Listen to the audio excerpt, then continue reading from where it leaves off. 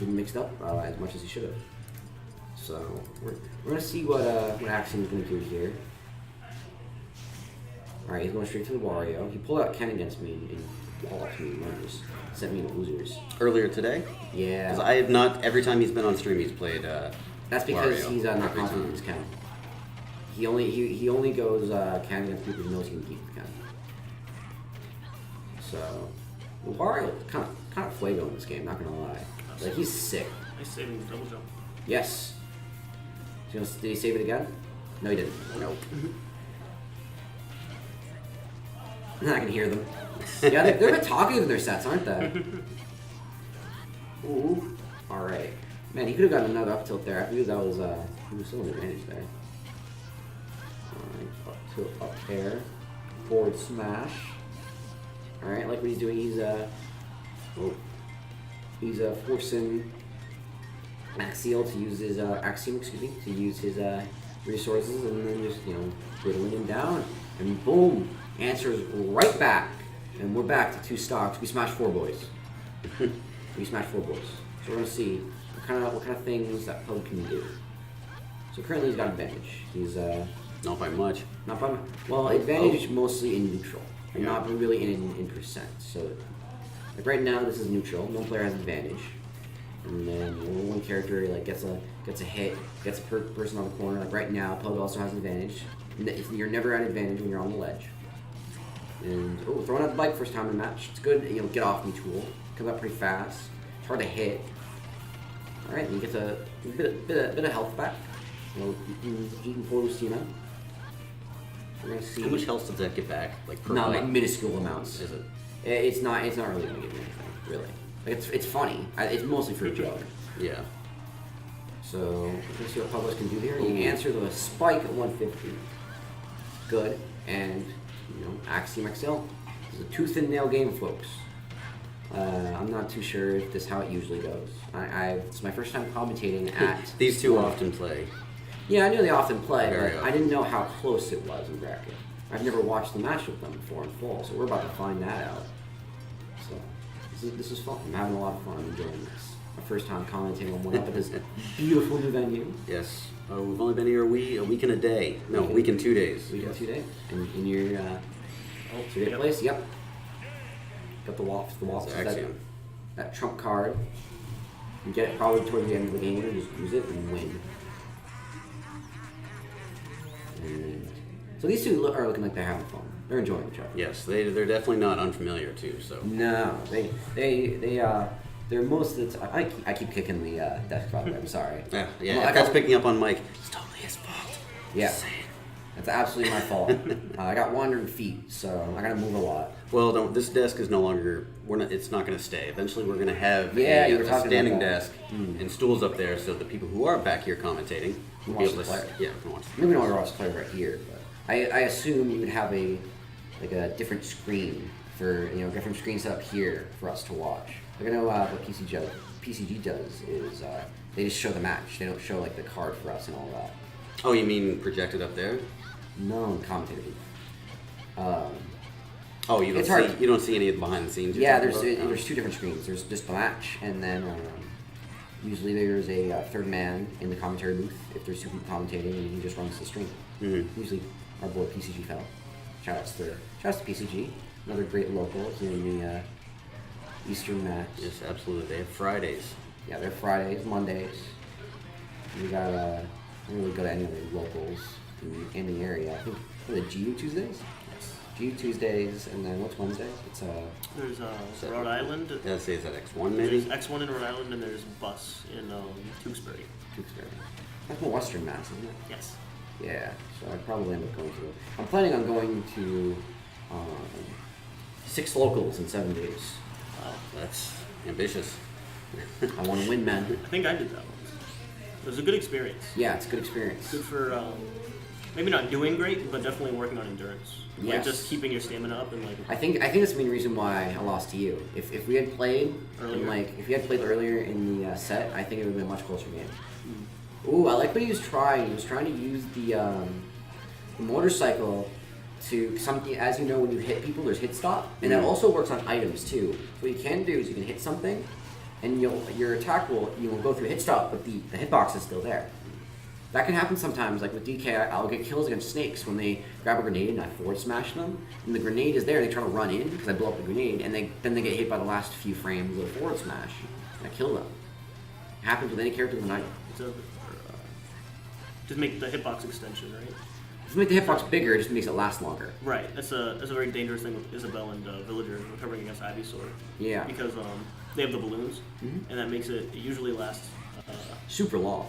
Yeah. Ooh, I like what he was trying to do. He was trying to read something out. Jump on the shield, find out what Pug's going to do, and react accordingly. Something that a lot of people got to figure out. Sometimes the best way to press your advantage is to not press it at all, and just figure out what your opponent's going to do. Giving sage advice here, one up games. Yeah, I try. I don't think I'm the best player in the world. I'm far from it. But I mean, obviously, I'm not even the best here at 7. So, it's all right. You're on the. Yeah, our top 7 with it. Oh, and we also, if you'd like to watch these VODs afterwards, we usually clip them on Twitch the next day. We do the entire match, top 7 now, and finals.